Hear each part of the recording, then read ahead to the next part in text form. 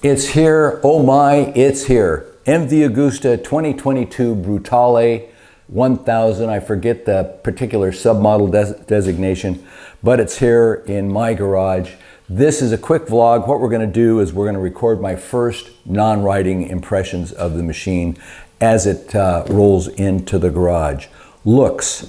I think the name Brutale kind of says it all. It's sort of an in-your-face kind of look, very mechanical. You love it or you don't. Finish. Finish is awesome. This matte black on the tank and the overall design and the appointments, really well done, really well done. Dash. Let's talk about the cockpit here, the area where I'll be looking down at as I'm writing. Dash. It's an old style screen, relatively small. The viewing angle is right in line with your eyesight, so I think that's going to be fine. But a little smaller than what we have in some more later released machines. Throttle. No slack in the throttle whatsoever. That's going to be just fine, and a nice snapback to it. Clutch.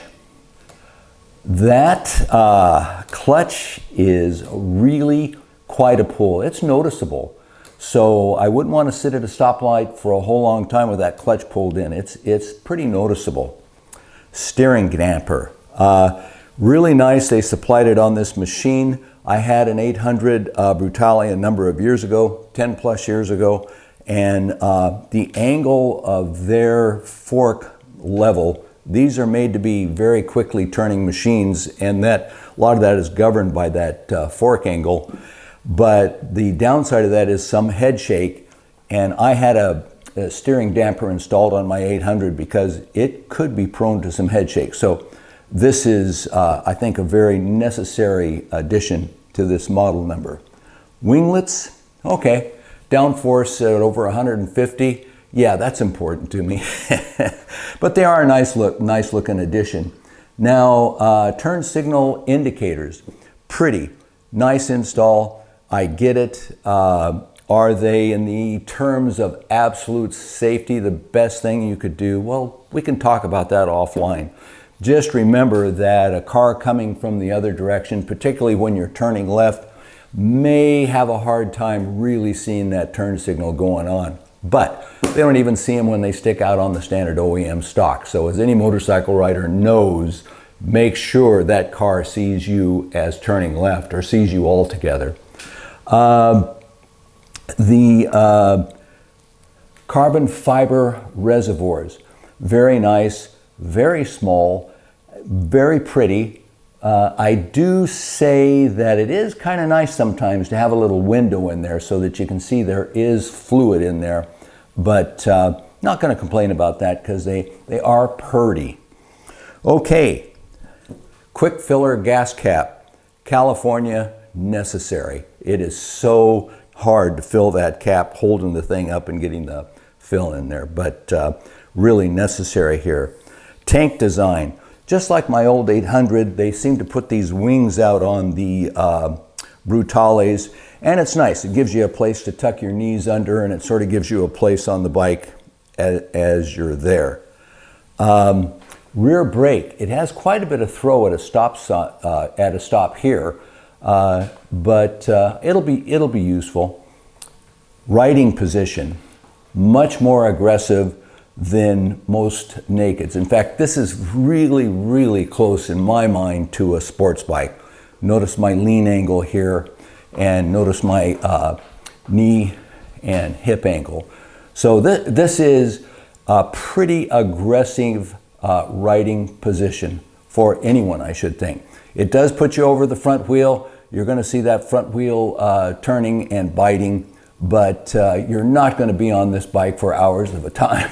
Speaking of which, that rear seat, very pretty, an interesting design, but if you've got a rash on your bottom, be careful, or any other problem, because that is one of the hardest seats at a standstill I have ever sat on in my life. I mean, comfortable it ain't, folks. Let's be honest. Prettiness over comfortability.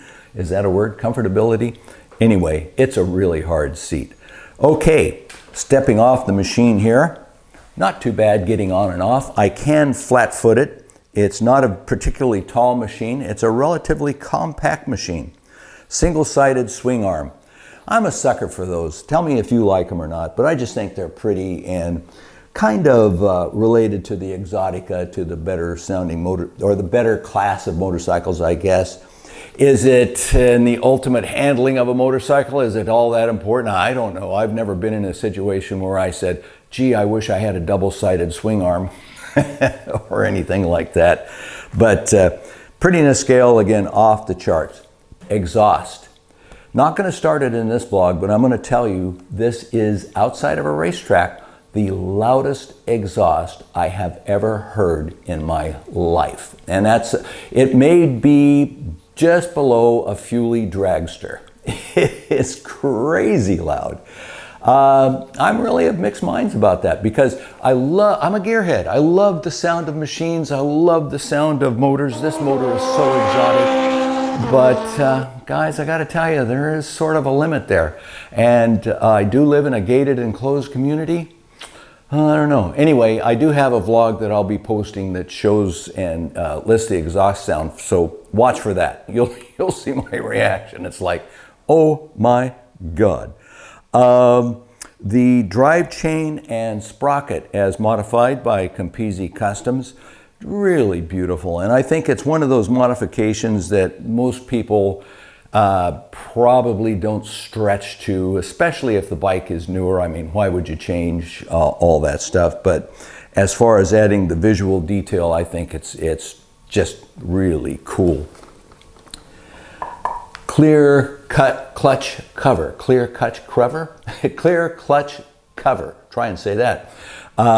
Love these. I think it's great. That would be one thing. If I could do that on my Tuono, I would do that. I just think they look cool. Do they do any purpose other than the coolness and the look, the visibility, visual aspect? No, not a thing. But they are really cool that way. As I say, overall fit and finish on the bike, really nice. Super hard seat, very aggressive riding position.